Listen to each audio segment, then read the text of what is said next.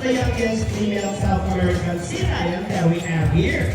And according to her trainer, she is the cutest. Wow, confident! Her name is Ira. Together with trainer Vince, say hi! And on the other side is the youngest female South American sea lion that we have here. And according to her trainer, she is the sexiest. Oh, don't be shy, girl. Her name is Sandra.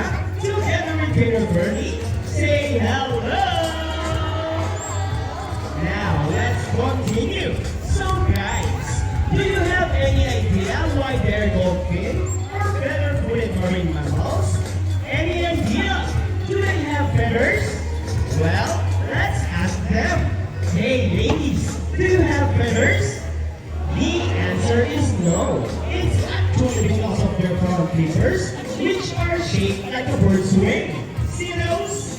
The term pinnipeds may also be translated as wing-footed, since their flippers do look somewhat like wings.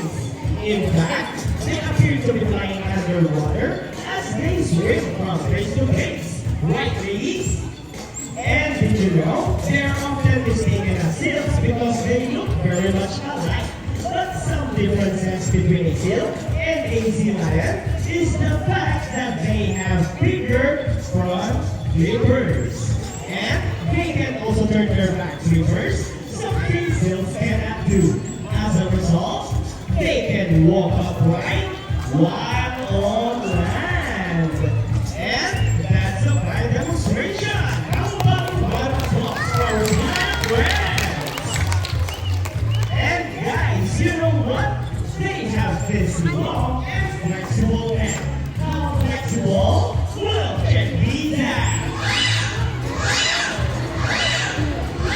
So flexible, right? A round of applause for our friends. As you can see, their body is covered with a thin coat of short coarse hair, and their whiskers help the sea lion sense of touch. They contain nerve fibers, which make them sensitive. Wow, nice smile! Hey! They may also use their whiskers to aid in navigation or to detect vibrations from breaking in the water. And their small external ears give them a good sense of hearing, both above and below the water surface. Sea lions, like any marine mammals, can see well both above and underwater.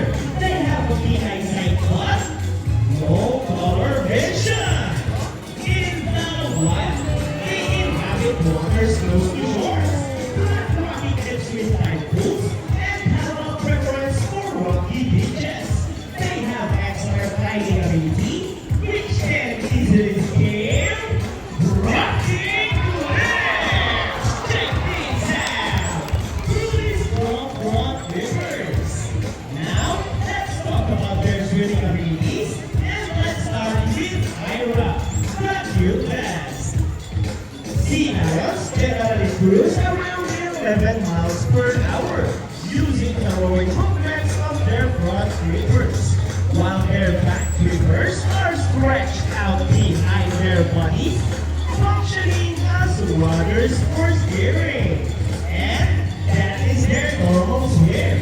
Nice and easy. Thank you so much, Ira and trainer Vince.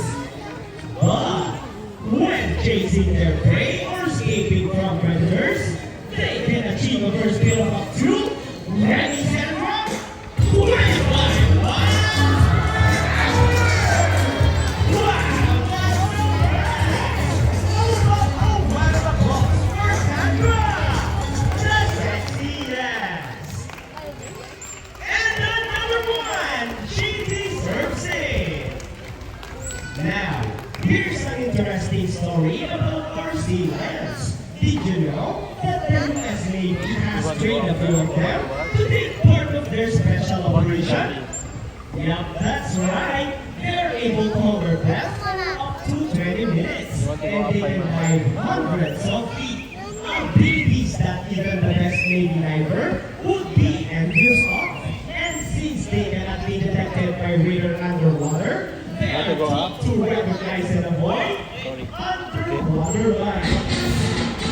Ladies, Peters, are you ready? Well then, salute! Now let's start. Ready, ladies? 1, 2, 3, 4, up to salute! This time, could you please join our sea lion friends in a salute? In a count of 3, everybody please salute and let's make this one loud. People of the ground, are you ready? Guys, I can't hear you. Are you ready? Now let's count. 1, 2, 3. Salute everybody. Thank you so much. Sea lions are also used to search and recover equipment from the water. So Peters, what's first? The wings? Go ahead and hit those wings, please. And they got it! So round of applause for our dear friends. Great job, ladies. Oh, and another one! They're asking for it! So Peters, what's next? The ball? How do you think they'll get the ball? It's a ball bounce! Careful, ladies! Almost there! And more! Steady it! Fantastic! Do a round of applause for our sea lion friends! Great job, ladies! This time, would you love to see a dance number from our sea lion friends? Guys, where's the energy? Would you love to see them dance? Well, maestro!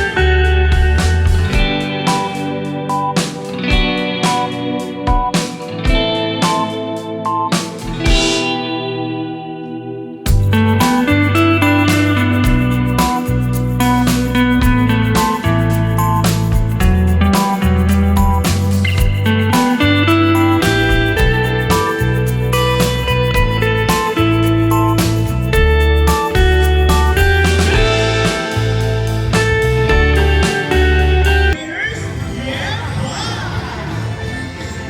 keep on rolling!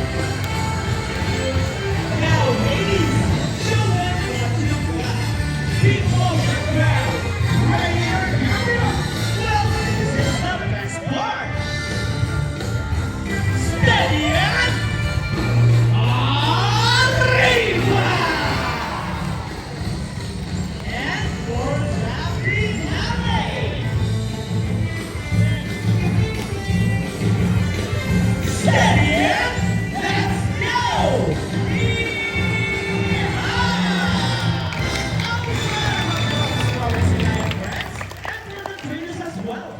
Great dance number! Thank you, Ira, Sandra, and Peters!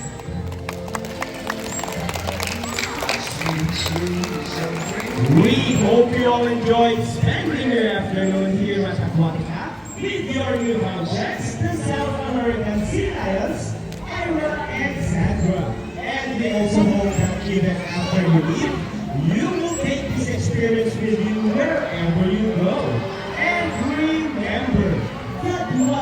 heavy Roland greatly affects our friends in the sea. Ay, Sea Ned. lions Ikat are sila many yun. animals that survive in a natural environment. I-raise So, your hand. let's keep our surroundings clean.